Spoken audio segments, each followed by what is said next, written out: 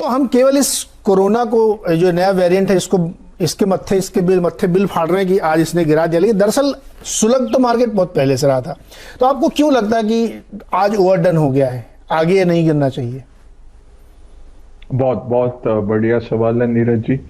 Overall देखिए markets cheap नहीं है, वैल्यूएशंस बढ़े हुए थे, बट वैल्यूएशंस क्यों बढ़े हुए हैं?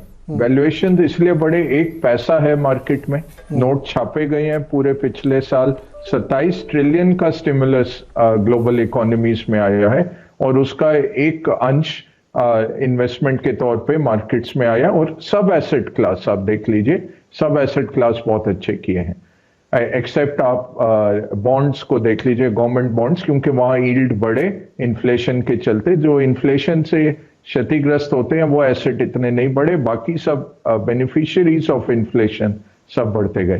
तो वैल्यूएशन तो ज्यादा थे, ये जरूर बात है।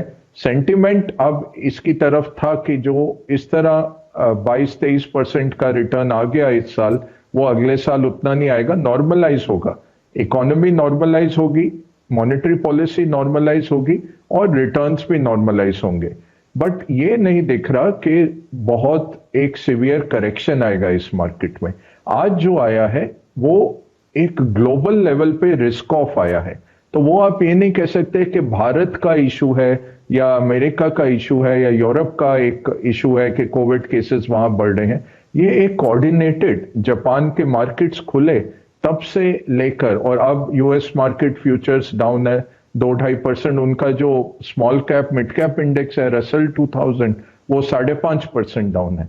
बिटकॉइन बेयर मार्केट टेरिटरी में चला गया। तो कोरिलेटेड कोऑर्डिनेटेड रिस्क ऑफ जब आता है वो एक किसी फैक्टर के कारण आता है, वो कुछ फंडामेंटल नहीं है या ये बड़ी देर से बन रहा था, ऐसा नहीं है। एफआईज की फिगर्स के पीछे हमें यह भी देखना है कि 56,000 करोड़ उन्होंने आईपीओस में डाले हैं। तो ये जो फिगर सेबी वगैरह का आता है, ये सेकेंडरी मार्केट का है, और अगर आप वो सब कुछ ऐड करके देखें तो इतना खराब एफआई का नंबर नहीं है भारत के लिए भी। और तीसरी बात है, एफआईज जब बेच भी रहे थे, जो सेकेंडरी में बिका है, फिर भी मार्केट बढ़ा है क्योंकि डीआईएस ने खरीदा और साथ में रिटेल का जो पार्टिसिपेशन आ गया है। अब ऐसा नहीं है कि रिटेल ने आज उठ के बोला कि मैं निकल जाऊं, या डीआईएस म्यूचुअल फंड इंश्योरेंस तो इन्वेस्टेड ही रहते हैं, ऐसा नहीं है कि वो बेचेंगे इस लेवल पे। ये थोड़ा बहुत आज जो सेलिंग आया है वो पैनिक सेलिंग है। लकीली सेबी क्योंकि बहुत स्ट्रॉन्ग मेजर्स लेते रहे हैं, मार्जिन मार्केट में इतना नहीं है, इतना ये ओवरबॉट मार्केट नहीं है उस तरह का 2008 की तरह का कि आपको मार्जिन कॉल्स आ जाएंगे और इस मार्केट को ये गिराएंगे।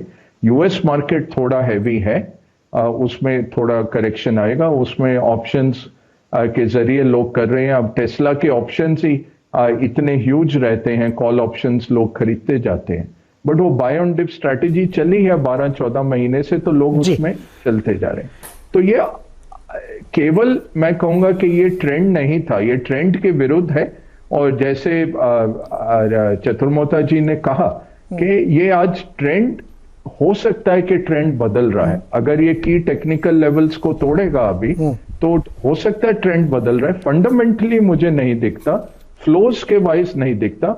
अगर आप यूएस मार्केट में देखें, $900 बिलियन आए हैं पिछले 12 महीने में। बैंक ऑफ अमेरिका की अभी रिपोर्ट निकली है, जो पिछले 20 साल के कंबाइंड लेवल है वो $900 बिलियन इस साल आए हैं ईटीएफ्स में और लॉन्ग ओनली फंड्स में। तो फ्लोज बहुत तगड़े हैं नीरज जी, फ्लोज कम नहीं हुए अभी तक। हाँ सर, लेकिन अब तो ये चर्चाएं शुरू हो गई हैं कि गोल्डमैन सैक्स की जो रिपोर्ट है ताज़ा, वो ये कहती है कि बॉन्ड बैंक 15 नहीं $30 बिलियन की होगी बॉन्ड टैपरिंग, और उसके बाद कैलेंडर ईयर FY22 में 2 बार रेट हाइक हो सकती है। कुछ ब्रोकरेज एजेंसी कह रही है कि वो चाइना की को ज़्यादा प्रेफर कर रहे हैं, इंडिया को ट्रिम कर रहे हैं। ऐसे बहुत सारी चीज़ें रीजंस बन रहे हैं। गुरमीत, ये बताइए कि एक बड़ी पिकुलियर सी सिचुएशन बन रही है। लिक्विडिटी के दम पे हमारी ये रैली चली ग्लोबली, सब जगह से खूब पैसा आया तो रैली चलती रही। अब पैसा सक आउट हो रहा है मार्केट से, और उस समय ये कोविड का एक नया वेरिएंट आ रहा है जहाँ पे एक्टिविटी रिस्ट्रिक्ट हो रही है, यूरोप में हो रही है, यूएस में हो रही है, जर्मनी में बहुत ज़्यादा हो रही है, अभी पता नहीं, हो सकता आगे कहाँ कहाँ होंगी पता नहीं मुझे। और दूसरी तरफ वो इन्फ्लेट इसलिए हुआ क्योंकि लिक्विडिटी के जरिए हमने बहुत सारी चीज़ें, सप्लाई चेन डिस्ट्रप्शन ये सब हुई। ऐसी परिस्थिति में जब पैसा निकल रहा है सिस्टम से, भारत को कम से कम 2-2.5 लाख करोड़ और एडिशनल चाहिए बजट के अलावा, क्योंकि बहुत सारी स्कीम हमने इस दौरान की, फर्टिलाइजर सब्सिडी एक्सटेंड कर दी, फूड ग्रेन फ्री वाली स्कीम एक्सटेंड कर दी। तो फिर हम ये कैसे मान लें, और लगातार 6 महीने से बेच ही रहे हैं FIIs, तो क्या मुझे लगता है कि सस्टेन करना चाहिए। एक चीज में और आप करेक्ट करिए मुझे, क्या FI डेटा रिसेंट मंथ में भी वैसा ही था, बढ़ता हुआ दिख रहा था? FI माफ कीजिएगा, म्यूचुअल फंड का डेटा, वहां तो कुछ हमको लगता है श्रिंकेज दिखी है लास्ट मंथ? इतना ज्यादा नहीं है, थोड़ा शिफ्ट हुआ है फ्लोज नीरज जी, हाइब्रिड और बैलेंस एडवांटेज फंड्स की तरफ इक्विटी से। ऐसा कोई मेजर आउटफ्लो नहीं है। SIP को 10,000 करोड़ क्रॉस कर गई है। दूसरा, ये तो दो कॉन्ट्रडिक्टरी स्टेटमेंट है नीरज जी। अगर आपको ये लग रहा है कि टेपरिंग बढ़ेगा, रेट हाइक्स ज्यादा होंगे, और एट द सेम टाइम अगर नया वेरिएंट आ रहा है जिसकी वजह से लॉकडाउन होंगे, तो वो दूसरी चीज नहीं होगी। तो हम एक चीज बोल सकते हैं, इकोनॉमिक एक्टिविटी अगर नॉर्मल रही, ग्रोथ स्ट्रांग हुई, इन्फ्लेशन बढ़ा, तो टेपरिंग ज्यादा होगी पेस में और हाइक शायद ज्यादा हो सकते हैं। लेकिन अगर इकोनॉमिक एक्टिविटी फिर से डिस्टर्ब होती है, फिर से लॉकडाउन होते हैं कुछ सिटीज में, ऑस्ट्रिया ने आज लॉकडाउन किया है, इटली में कुछ मेजर्स लिए जा रहे हैं, अगर मान लीजिए होता है, तो वो फिर थ्योरी की एग्रेसिव रेट हाइक्स होंगे और टेपरिंग होगी, वो नहीं हो सकती। दोनों चीजें साथ में नहीं हो सकती। और जैसा जी ने बोला कि अगर आप प्राइमरी और सेकेंडरी मार्केट को देखें तो इतना बुरा नहीं है फ्लोज का डेटा जितना ऑप्टिकली दिख रहा है। दूसरा नहीं जी, आज CDSL ने, मुझे लगता है एक जो मीडियम टर्म थीम है जो इन्वेस्टर्स को ध्यान रखना चाहिए, वो ये फाइनेंशियलाइजेशन ऑफ सेविंग्स है। आज CDSL ने अपडेट किया कि 5 करोड़ डीमैट अकाउंट क्रॉस हो गए। हमने 100 दिन में 1 करोड़ डीमैट अकाउंट ऐड किए हैं। तो मुझे लगता है ये ट्रेंड जो है थोड़ा सेकुलर है। बीच में करेक्शंस आने भी चाहिए। इनफैक्ट 2001-2 से अगर आप देखेंगे, शायद ही कोई ऐसा साल रहा हो कि 10-15% करेक्शन ना आया उस साल। थोड़ा सा आप देखिए, 7,500 निफ्टी के बाद 150% का लगभग वर्टिकल रैली हुआ है। दूसरा, अगर आप सेकेंड वेव देखें, 15,600-700 से हम शायद 14,200-300 गए थे। तो और सेकेंड वेव भी काफी इम्पैक्ट हुआ था उसका, इकोनॉमिक एक्टिविटी पे भी और पर्सनल ग्रीवेंस पे भी। तो मुझे लगता है कि थोड़ा सा वेट एंड वॉच करना चाहिए, और जहां हमें वैल्यू पॉकेट्स दिख रहे हैं, हमें उस पर फोकस करना चाहिए। सेकंड गेस मत करिए मार्केट को। और हमने क्या देखा है, अब साइकिल्स बहुत तेज हो गए नीरज जी। बाजार धीरे धीरे नहीं, जो इवेंट होता है उसको जल्दी डिस्काउंट करता है दोनों तरफ। जब अच्छी चीजों को डिस्काउंट कर रहा था तो हमने मार्केट को 18,600 पे भी देखा। जब वो नेगेटिव चीजों को डिस्काउंट करता है तो बहुत जल्दी डिस्काउंट करता है। तो वोलेटिलिटी बहुत जल्दी आती है, साइकिल्स थोड़ी छोटी हो गई है। तो इस इवेंट को प्ले आउट होने दीजिए और अपना एसेट एलोकेशन जो है उसको बराबर रखिए। जी माशुरी सर, क्या ये जैसे गुरमीत जी कह रहे हैं और बगा साहब ने कहा कि चढ़ने में बड़ा समय लगता है, धीरे धीरे ऊपर गया और गिरने में उसने एक दिन में हिसाब किताब बराबर किया, तो ये बिल्कुल वैसा ही होगा कि बहुत शार्प फॉल आई और वहां पे बॉटम बनेगा और फिर एक सस्टेन्ड रिकवरी देखने को मिलेगी, मतलब जो फ्रॉथ था वो निकल जाएगा, ऐसा कुछ सिनेरियो बन रहा है क्या? बिल्कुल, मैं आपकी बात से दोबारा से सहमत हूँ नीरज जी। बिल्कुल ऐसा ही सिनेरियो बन रहा है कि जो एक्स्ट्रा फ्रॉथ था वो सिस्टम से निकल रहा है। बट आपको थोड़ा सा अपनी भारतीय बाजारों की और फंडामेंटली यदि देखा जाए तो मुझे नहीं लगता कोई बहुत ज्यादा ऐसे चैलेंजेस है। यदि देखा जाए तो आपका जो GST कलेक्शन है वो 1,30,000 करोड़ के ऊपर है, सेकंड हाईएस्ट है। जो डीमैट अकाउंट जैसा हम भी बात कर रहे थे वो 5 करोड़ से ऊपर है। तो रिटेल निवेशक है वो काफी अच्छी क्वांटिटी में और अच्छी साइजेबल अपनी जो सेविंग है वो स्टॉक मार्केट की तरफ मोबिलाइज कर रहे हैं, और उन्हें कन्विक्शन है कि जो हमारे मार्केट्स हैं वो चलने वाले हैं। तो मुझे लगता है कि ये जो हुआ है आज एक टेम्परेरी इवेंट है, और चूंकि ग्लोबल मार्केट्स पे कर सकते इस इवेंट का, उन्होंने पहले से ही फॉल दिखाना शुरू कर दिया, तो उसके कारण से एक बड़ा सेल ऑफ देखने को मिला। बट कोई बहुत ज्यादा घबराने की बात नहीं है। मुझे लगता है कि जैसा अभी हम बात कर रहे थे कि जो नेगेटिव न्यूज भी है उसे 1-2 दिन के अंदर डाइजेस्ट करके बाजार दोबारा से अपनी डायरेक्शन में चलेगा, एडजस्ट करेगी और जल्दी से ऊपर आएगी। चतुर्मोता सर, आपसे थोड़ा एजुकेशन वाला सवाल है। अभी आपने एक टर्म कॉइन किया था 100 डेमा, 100 ही से ना सर वो, तो हमारे दर्शकों को बहुत संक्षेप में और बुलेट पॉइंट में समझाइए कि ये क्या होता है। और आपने कहा 17,000 अगर सस्टेन करके ऊपर जाएगा तो फिर ठीक रहेगा, लेकिन आज दिन के दौरान उसने एक बार ब्रीच किया, क्या मतलब है इसका, इस नंबर का? और ये जो डेमा आप समझा रहे थे ये क्या होता है?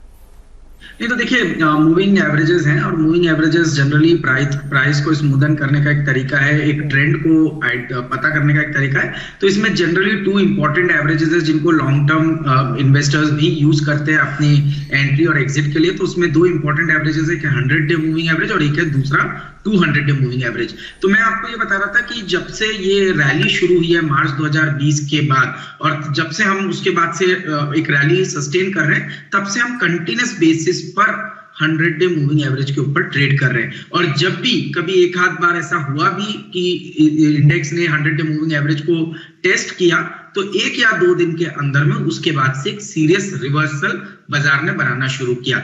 अगर से इस बार भी बाजार यही करता है तो इसके लिए 17,000 का लेवल एक बहुत अहम लेवल होगा जिसको ये ब्रेक नहीं करेगा। पर किसी भी कारणों से 17,000 के नीचे बाजार टिकने लग जाए, कोई भी कारण से 1-2 दिन आप देखें और सेलिंग आना शुरू हो जाए, तो ये अच्छे सिग्नल नहीं रहेंगे, क्योंकि आप ये देख रहे हैं कि वोलेटिलिटी भी इस ड्यूरेशन में बढ़ रही है। तो मैंने कहा रिवर्सल के लिए बहुत इंपॉर्टेंट है 17,000 के ऊपर टिकना।